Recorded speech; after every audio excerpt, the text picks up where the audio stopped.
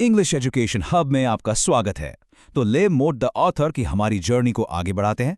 पिछली बार हमने बुक 10 को समझा था और आज हम बुक 11 में एक ऐसे ड्रामेटिक मोड पर आ पहुंचे हैं जहां प्यार, धोखा और एक बहुत पुरानी भविष्यवाणी मिलकर कैमेलॉट के सबसे महान नाइट सर लैंसलॉट की किस्मत को हमेशा हमेशा के लिए बदल देंगे।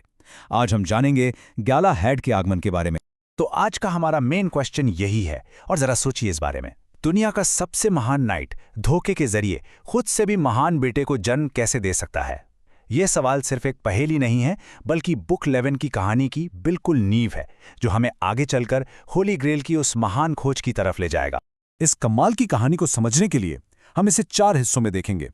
पहले the prophecy and the deception, फिर द बर्थ ऑफ गैलाहैड, उसके बाद ग्विनेवर्स रॉथ एंड लैंसलॉट्स मैडनेस, और आखिर में द पावर ऑफ द सैंग्रियल यानी होली ग्रेल की शक्ति। तो चलिए कहानी की शुरुआत करते हैं हमारे पहले हिस्से से, the prophecy and the dissipation.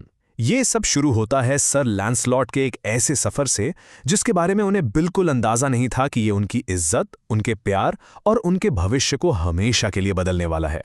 अपनी यात्रा के दौरान सर लॉन्सलॉट एक अनजान रहस्यमयी महल में पहुंचते हैं। ये महल किंग पैलेस का है, जो कोई आम राजा नहीं है, वो सैंग्रियल के रक्षक हैं। सैंग्रियल यानी द होली ग्रेल, वो पवित्र प्याला जिसमें जीसस क्राइस्ट ने अपना आखिरी भोजन किया था। आप समझ सकते हैं, ये अर्थूरियन लेजेंड की सबसे चमत्कारी और पावरफुल चीज है। और यहीं पर कहानी एक बहुत ही इंटरेस्टिंग मोड़ लेती है। किंग पैलेस एक पुरानी भविष्यवाणी के बारे में जानते हैं। जैसा कि कोर्ट में कहा गया है, राजा अच्छी तरह से जानते थे कि सर लांसलॉट उनकी बेटी से एक बच्चे को जन्म देंगे और उसी बच्चे के द्वारा होली ग्रेल को हासिल किया जाएगा। अब इस भविष्यवाणी को सच करने के लिए किंग पैलेस किसी भी हद तक जाने को तैयार हैं, भले इसके लिए उन्हें एक बहुत बड़े धोखे का सहारा ही क्यों न लेना पड़े। तो ये धोखा आखिर काम कैसे करता है? इसके 3 सिंपल स्टेप्स हैं। पहला, लैंसलॉट को एक झूठा संदेश भेजा जाता है कि क्वीन ग्वेनेवर को उनकी तुरंत जरूरत है। दूसरा, डेम ब्रिग्जन नाम की एक जादूगरनी लैंसलॉट पर जादू कर देती है। और तीसरा, इस जादू के असर में लैंसलॉट को यकीन दिलाया जाता है कि किंग पेल्स की बेटी एलेन ही असल में क्वीन ग्वेनेवर है। लैंसलॉट का ग्वेनेवर के लिए जो प्यार था, वही उनकी सबसे बड़ी कमजोरी बन जाता है और वो इस जाल में बुरी तरह फंस जाते हैं। इस धोखे का नतीजा, इसका नतीजा कहानी को हमेशा के लिए बदल देता है, और इसी के साथ जन्म होता है गैलाहद का, जो भविष्यवाणी का बेटा था, अ सन ऑफ प्रोफेसी। उस धोखे की रात के ठीक 9 महीने बाद इलेन ने एक सुंदर और स्वस्थ बच्चे को जन्म दिया। ये बच्चा कोई और नहीं बल्कि सर लैंसलॉट का ही बेटा था, जो उस एक जादुई धोखे की पैदाइश था। और उस बच्चे का नाम रखा गया गैलाहैड। अब ये नाम अपने आप में बहुत इंपॉर्टेंट है, क्योंकि ये सर लैंसलॉट का भी असली नाम था, जो उन्हें जन्म के समय मिला था। तो इस तरह नाम के जरिए भी पिता और पुत्र के बीच एक गहरा किस्मत का कनेक्शन दिखाया गया है। तो गैलाहैड है कौन?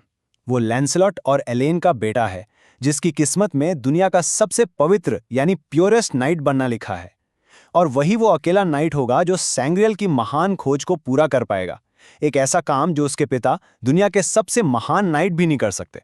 गैलाहैड की महानता का पहला सबूत हमें बहुत जल्दी मिल जाता है, जब सर बोर्स, जो लैंसलॉट के कज़न और राउंड टेबल के एक नाइट हैं, एलेन से मिलने आते हैं तो वो अपनी आंखों से एक चमत्कार देखते हैं।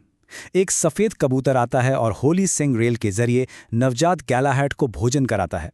ये एक डिवाइन साइन था, एक इशारा कि ये बच्चा कोई आम बच्चा नहीं है और उसकी किस्मत में कुछ बहुत बड़ा लिखा है। लेकिन इस भविष्यवाणी और चमत्कार के पीछे एक बहुत भारी मानवीय कीमत भी चुकानी पड़ी। अब हम कहानी के तीसरे हिस्से पर आते हैं, ग्वेनेवर का गुस्सा, लैंसलॉट का पागलपन, जो उस धोखे की असली कीमत थी। लैंसलॉट की जिंदगी अब 2 हिस्सों में बंट चुकी थी। आप देख सकते हैं, एक तरफ थी ग्वेनेवर, उनका फॉरबिडन लव, उनका जुनून, उनकी जेलसी, और दूसरी तरफ थी एलेन, जो एक भविष्यवाणी और धोखे का प्रतीक थी, पर अब उनकी डेस्टिनी, उनकी किस्मत का हिस्सा भी थी। लैंसलॉट इन 2 दुनियाओं के बीच बुरी तरह फंस जाते हैं और यही टकराव उनके पतन की वजह बनता है।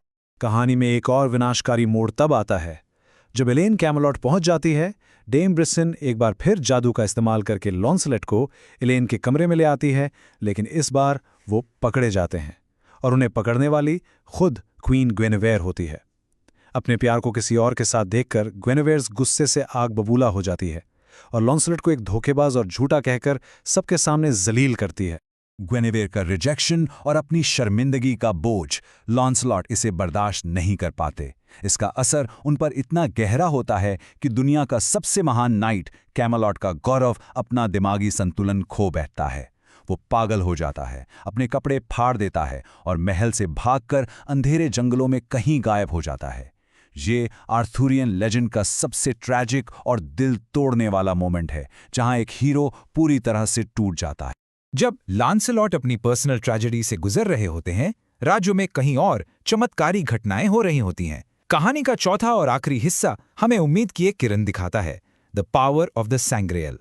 लैंसलॉट के गायब होने के बाद उनके वफादार साथी सर पर्सिवल और सर एक्टर उन्हें ढूंढने के लिए निकल पड़ते हैं। वो कई एडवेंचर्स का सामना करते हैं, पर लैंसलॉट का कोई सुराग नहीं मिलता। और फिर एक दुर्भाग्यपूर्ण घटना में वो अंधेरे में एक दूसरे को ही दुश्मन समझकर लड़ पड़ते हैं और दोनों ही बुरी तरह घायल हो जाते हैं। ऐसा लगता है जैसे कैमेलॉट का दुख और भी गहरा होता जा रहा। और ठीक इसी निराशा के पल में सैंग्रियल की शक्ति फिर से सामने आती है।